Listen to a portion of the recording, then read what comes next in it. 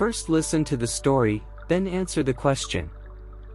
An English poet was staying in Italy for the benefit of his health. During his stay he received an unpaid letter from his friend, which contained nothing but some words. The poet had to pay double postage, so he became very annoyed. He wanted to teach his friend a good lesson. So, he procured a heavy stone and packed it up in a fine box. Then he sent it to his friend with the words on it, "Carriage to be paid on delivery." His friends thought that the contents of the parcel were valuable. So he paid the heavy charge for carrying. With a great hope in mind he opened the box. To his utter surprise he found nothing but an ordinary stone. Thus, the poet taught his friend a good lesson.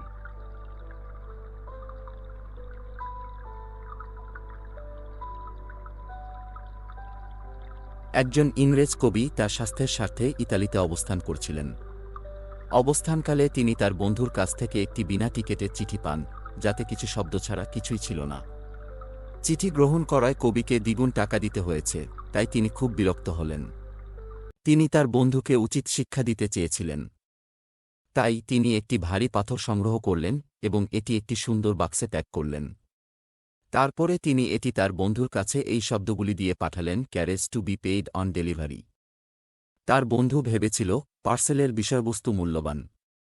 তাই তিনি বহন করার জন্য অনেক বেশি মূল্য পরিশোধ করলেন। মনে বড় আশা নিয়ে বাক্স খুললেন। অবাক হয়ে তিনি একটা সাধারণ পাথর ছাড়া আর কিছুই পেলেন না। এইভাবে কবি তার বন্ধুকে একটি ভালো শিক্ষা দিয়েছিলেন।